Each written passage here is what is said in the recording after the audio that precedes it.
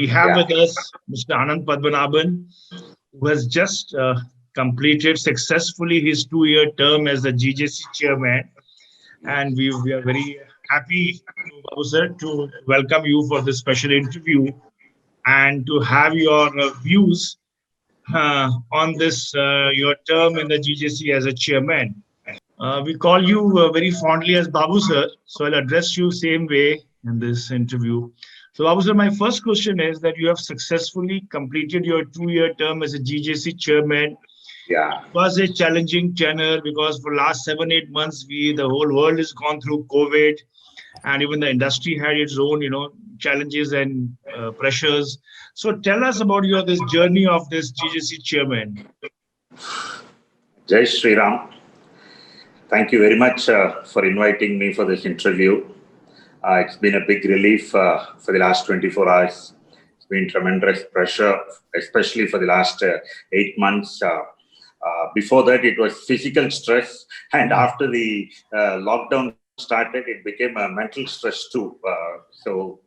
Even though everybody thought lockdown will be very free, but every day we had issues, and we have been representing to ministry after ministry. So many representations we have sent through, thanks to the legal department, thanks to the past chairmen, everybody who have given their suggestions and all that. We were able to successfully do it and get some relief for the industry also. Right. Starting off from January 2019, it was a great journey, especially after being in GJC for the last 13 years. I've learned plenty. Chairman after chairman, right from Ashok Bhai to Nitin Bhai, each one is different. Each one has been powerful, and each one have been functioning differently. So everything combined, maybe I worked like that. That's how, because I've learned from each one of them. That was a great experience, and especially I should say I was very fortunate initially with Shankar Bhai coming in as my vice chairman. It was like he is a chairman material, but because of my seniority, I became the chairman. But he's so much knowledge. So much I've learned from him. So every time when we interact on the legal issues, when we talk to the advocate, so many things were there. So I've learned all those, because initially I thought I may not be able to so I started connecting Shankar Bhai to all these issues. But later on, I also started concentrating. So that helped me a lot after unfortunately we lost him. That helped me a lot to step into his shoes and think like him and start interacting with the legal, as well as when it came to whatever it is. I won't find fault with anybody, but I was very clear with AOA, election rules. I was very strong, and I felt very happy because I was able to stand for it. That's the thing, because initially I thought I may not be an expert in all these fields, but I was able to resist, I was able to stand, and I was able to make it continue. That's what made me even more stronger, and thanks to Shankar Bhai, a great person. Unfortunately, we missed him. Yeah. Right. Babu sir, if you have to list out some of your key achievements in this 2 years term, what would you like to mention in your key achievements? See, the first achievement, maybe it's a small one, but for them, it's a very big achievement. As far as the office is concerned, I sat with the employees and discussed, and especially the HR head, I was talking to her, and I came to know that there was no Mediclaim for the employees. So immediately overnight I sanctioned, and we went ahead, and it was very beneficial. Most of the employees have got benefited with surgeries, bedridden in the hospitals and all that. Everybody have got very good benefits. So that's what I heard from them. So that way I'm grateful to them that I have done that for them. So that's the first, maybe a small achievement, but that's a big for them. For them, it's very big. So like Walter, unfortunately passed away, but completely Mediclaim took care of his 3.5 lakhs to 4 lakhs of his expenses, which his family would have found it very difficult if not for it. So that's one issue. The other one was when elections were announced last year. So we went to meet the election commissioner. So there we have represented to them that the seizures were happening unwantedly without checking the papers and all that. So they have to look into it. Otherwise, business will go for a toss. All this we put in a lot of pressure to him. And on the day when I landed there, the previous 2 days, Coimbatore Manufacturing Association and Coimbatore Jewelers Association were having a tough time with the seizure of 110 crores jewelry or 110 parcels. I don't know. I'm not sure about it, but that was a huge quantity which the election team have completely confiscated. So it was very difficult. Then we also put a word to him immediately in front of us. He called the collector in Coimbatore and spoke to him and gave him the details to go through it. If everything is perfect as per the rule book, then why don't you release it? And the next day it was released. So it was not only my achievement, but also the Coimbatore Manufacturers Association and also the Coimbatore Jewelers Association. Everybody put in their effort, but my presence there made a big difference. So we were able to bring it to his notice, and he was immediately able to communicate. That's the beauty. Otherwise, they'll say, okay, we'll just look into it. But he was kind enough, and I must thank Mr. Mahendra Surana, who took us to the election commissioner. We had a very good interaction. That was the thing. The other thing was, we were not able to be successful when it comes to customs duty, but this has been there from 2011-12, every time from 2%, 4% to 6 to 8 to 10, like that it was going on. So there was no difference. Even though we met Nirmala Sitharamanji, our Honorable Finance Minister, we gave her 2 presentations, but in spite of all that, we couldn't make an impact because they were very rigid. Even though I told her as Commerce Minister, you have been recommending to the Finance Minister, but when you have changed the cap, you are not looking into it. We were all expecting a reduction of 2%, but unfortunately, not only you didn't keep quiet, but you also increased it by another 2.5%, which is a big burden for us. We gave a lot of explanations, but somehow, unfortunately, they have a bad impression on our industry. So that's the image the new team has to look into, because 8 months went off for me in lockdown itself. Now they need to change the image. The Coimbatore seizure was a big issue, and we were able to solve it. Right. Then coming to the programs of GJC, PMI, we have done around 4 programs. Sayam was the convener. I appointed him as the convener. I saw a lot of potential in him, and today you can see he has even become the vice chairman. So I was able to identify the levels of their performance. So that is where it was a big success. Sayam was able to take on PMI very confidently, and I didn't interfere at all. He had his own team. He picked his own team. So he was able to run it. Every time he used to come to me, and then I'll sanction it. So somehow I was very lucky to have the best of the conveners when it comes to Manoj. Manoj also is another vice chairman product. But unfortunately, he couldn't make it because of the panel being occupied by the zonal chairman. But still, he's also another material, another good find for me, wherein Manthan, he did an excellent job. Even though it was heavy rains in Mumbai, but still he was able to carry it on his shoulders and make it successful. The 2 days, it was very good. We had above average crowd. So that was the advantage. Same way, Abhushanam, Ashok Jain has done a wonderful job. He's another product where he's another person who is eligible to be a South Zone chairman or a vice chairman, but I don't know of what reasons he didn't contest in the elections. But still, he's a capable man. Wherein Abhushanam, every meeting would happen in my office, and he used to take care of everything. I've seen him, his dedication. I cannot find another convener for Abhushanam better than Ashok Bhai. That's the dedication. He has done his best. So the same way, hallmarking, when you take hallmarking, our chairman now, Ashish Pete, has done a great job. He along with his own team, with Ashok Bhai, Nitin Bhai, Jatin Chada, all these people, he was able to do very well, and they have given a representation. We have met the state minister also recently. We had a Zoom call, Nitin Bhai arranged for it. And it was very successful. The meeting was very successful and very cooperative. And they're ready. They've asked us to come once the lockdown, once the restrictions are over. Please come over. We'll make you to sit with BIS, which has never happened before. So, see, we worked as a combined team, and we were successful in all this. When it comes to Labam, Shankar Bhai, he was the convener of Labam, and he did a lot of changes, and it became a big success. Everywhere it was crowd pulling. And even when we started online, we had 150, 200, 250 people attending Labam program for the last 7-8 programs. And already we have done 14 to 16 physical Labams. And almost we must have done around 25 Labam programs. And Shankar Bhai has attended every meeting, even though I couldn't make 2-3, but he was able to make it each and every Labam. Especially the panel discussion was a big difference when compared to the previous Labam program. That is, every time a convener comes and modifies it and makes a bigger change.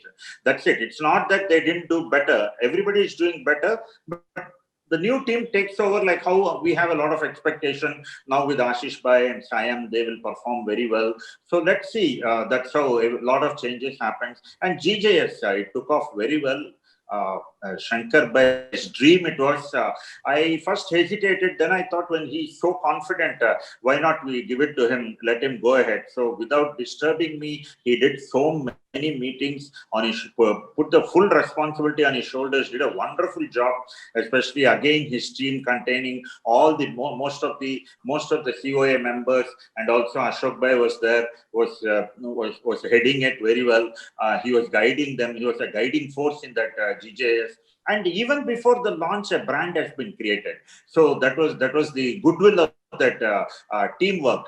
And finally, when it was cancelled, we started the virtual. But so Shankar Bhai was just planning for virtual, and suddenly we lost him. But Sayam did a wonderful job stepping into his shoes and taking everybody together, and we launched the GJS virtual, which shook the market, which shook the other organizations. So they started rethinking. So that is what we wanted, and full credit to all the conveners. It's not that it's I will take the credit. The credit goes to all the conveners who have put in a lot of effort. And with all this, when it comes to finances, Madan Bhai did a wonderful job. I must say he is the right person for every organization. We can have him as an advisor. To that level, he did wonders. I'm really proud of Madan Bhai and all the other. I'm just talking about the conveners, but all other COAs, everybody have distributed in their own way, like Sanjay Agarwal, whom we found, and today he's also a vice chairman material. That's how he has performed in Labam, GJS, PMI. Everywhere he is able to perform, and even in Labam he is able to speak. Previously 2 years he has never been on the stage, but now he comes on the stage, he interacts with people. So that's the energy level of all the COAs, and I was able to give a free hand. That's where it was successful. When you give free hand to your team, you will know the potential. And today we have 5-6 chairmen in standby. So that way I'm very proud that I created this. Great. That's very nice to hear that, Bowser. Moving on to the next topic, I would like to touch upon that as you work together within GJC, you have also tried to work together with other trade bodies like GJPC and IBJA. You had many joint meetings on the key issues, Yes. and you kind of tried to impress upon them that it is all of bodies are ultimately here for the Yeah. benefit of the industry. So tell us something about this initiative to bring that together, all the three big bodies, and work together. Yeah, see, always I felt it's not just one organization, it has to be all the organizations together that has to work. That's when we had a meeting with the GJPC during IAJ's 2019. We took a lot of decisions. Only thing, we couldn't take it forward, most of them, because of the lockdown and other things. Maybe in the coming months, we will be able to again sit with them and work on. Clearly, see, we need to identify. They have to look into exports, and we have to look into complete domestic market. So if we draw a line between both of us and then go together to the government, whenever we are going to the government, that we are not able to fully achieve it, that I would like to say. See, what I feel is when there is a budget proposal, it should be GJEPC, GJC, IPJA, all three of us should sit together and discuss what is it that we want. We tried a few meetings like that. Even Ajay Bhai, who is nowhere connected with any of the organizations, Ajay Mehraji from Delhi, he was able to call us, and we had a few combined meetings for gold loans and all that. So he initiated it, and we have written to the RBI governor, and most of them we have done it, but unfortunately nothing much has happened. So that's how we have to work. That is what I feel, because when you go as a few chambers and a few organizations to it gives a weightage when you go to the finance minister.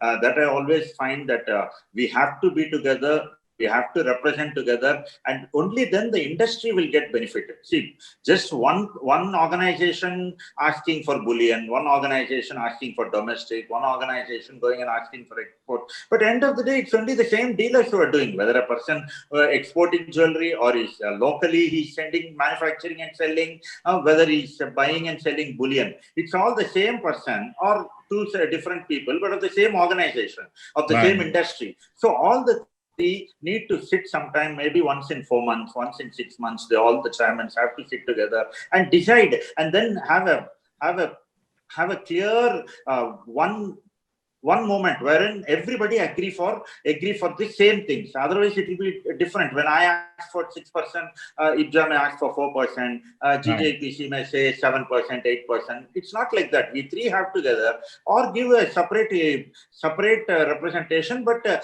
content has to be the same. So when it is same, they will feel, oh, okay, everybody is coming with the same view. I think we have to correct it, because every organization says we have to stick to 4% customs duty. Why not we look into it? So those are the advantages. Being so many organizations, we all can work together. Now CII also is playing a major role. So we can, let's see how I will put forth my suggestions to Ashish Bhai, our chairman, and then it is left to him how to take it forward. Yeah. Whatever I feel, I'll be mailing it to him. Let him take my ideas. That will be easier for me. Right. I think you have done. You have any questions? See, during the lockdown, the best thing what I did was we raised funds to the tune of 1 crore 20 lakh for the Karigars. Right. So that I would like to say single-handedly I did along with my RMs and a few COAs. Otherwise, I don't know whether people were not highly motivated during that time because business was not there. Everybody had huge expenses. So not many people came forward to help in this, but somehow I was able to drive the RMs, our regional managers, and then Vishal to put in a lot of effort. So we were able to collect 1 crore 25 lakhs and we have distributed to all the Karigars, and they all have got benefited. So that's a big satisfaction for me. And even personally, I have also contributed to this fund. And end of the day, we feel that we have given this many Karigars have got benefited. Thousands of Karigars got benefited. We started paying them 2,500, 3,000 rupees. So that way, everybody got benefited. And number of representations we have done, right from moratorium, reduction of interest, all these things. Moratorium have been considered by the government. So we were very happy that our representations has worked with that. And finally, even for the recent one, if you see the concessions that has been given is up to 500 crores turnover also getting the benefit. So that was the biggest benefit finally, because people who are sandwiched in between with 5 stores, 6 stores, neither a corporate nor a MSME. So these people also got benefited finally. So the banks themselves called the jewelers and gave them that 20% of their CC limit. If my CC limit is 40 crores, I got 8 crores. Like that, every jewelers, the banks have called the jewelers and given that benefit. So that I have been representing again and again, and that also has worked. And now finally coming to the gold loans, which we are not able to achieve much. But let us see, in the coming months we will be able to do it. Whatever representation I've done, I'll be highlighting it to the new chairman, so he can take it forward, how to work with the government on gold loans along with the RBI. Right, right. So now, what is your expectation from the new chairman, vice chairman? The new board of COA is now taken over from 1st of January. So Babu sir, what are your expectations from them going forward? See, a lot of travel has to be done to meet the ministers, BIS. Hallmarking, they say June 2021, but we are not ready. Business is very, very slow. People won't be able to turn their stocks into hallmarking stocks. There will be a lot of stocks left over because bridals you cannot sell every day, heavyweights you cannot sell, and moreover, business has also fallen. So that's a big disadvantage. So we need extension to January 1st, 2022. Only then we can settle down. And moreover, we need more hallmarking centers. Otherwise, it becomes very risky, which we have been telling the government. You need to create the infrastructure before becoming mandatory. But they have their own calculations. I hope this time the new chairman and vice chairman, along with the hallmarking committee and with the backing of our past chairman seniors, they will be able to give a good representation to the government, and I will also be in the picture. They'll be able to give a good representation to the government. So that first, and also the difficulty we find is with antique jewelry. See, everybody have antique jewelry. That is whatever grandmothers, great grandmothers have been having it as a position, which cannot be remade now. So all this, what we do is we keep a tag and a separate counter where we display it as antique jewelry. So when antique jewelry people come to buy, the caratage, they don't see the caratage. They see the finish, they see the product, which cannot be made. So it carries a premium. So when you're selling a product, what will you say now when mandatory hallmarking has come? What will you say, whether it is 16 carat or 14 carat? And if I hallmark it, the originality is gone. So this is another major role which they have to sit and discuss. Hope we will be able to find a solution like how we found it for excise duty, and also during GST we were able to solve everything. So in the same way we will be able to do it even this time. Rosar, what's happening is that from the BSS side, from their point of view, around 40 to 45,000 retailers have taken for the license for the BIS. But looking at the market potential and number of jewelers in India, how much do you think is realistically number of jewelers can go for this hallmarking license? Everybody has to go for the hallmarking license. That's what government is expecting. Mandatory hallmarking means even if you are selling 10 grams, you have to take the license. But you can restrict the small jewelers from getting registered, and they can just sell the hallmark jewelry. Like you give them a slab turnover base. Like a person who is selling up to 5 crores turnover, he need not get registration, but he can sell hallmark jewelry. He can buy the hallmark jewelry from the wholesalers or manufacturers directly. So that way it will give the benefit for them. Otherwise, it will be very difficult. Random checking can happen, but for them, again, going online, registering and all that, paying the fees, that will be very difficult. So up to a slab, you can give them the concession. Otherwise, the rest can get registered, and easily I expect 1 lakh to 1.5 lakh jewelers getting registered. Yeah, exactly. That was the figure I was looking at, 1 to 1.5 lakh. Yeah. Okay, Babu sir, we have come to the last question. We Yeah. want to know now, after you completing your chairman term, what are your future plans for the industry and for your business? Anything you want to share? See, because of the lockdown and various other reasons, personally, I need to concentrate because my boys are also young, and I need to give my presence in the business for the next 2-3 years. So I'll be going all out to work for NAC for the next 2-3 years. Yes, focus on business completely. But my help is always there.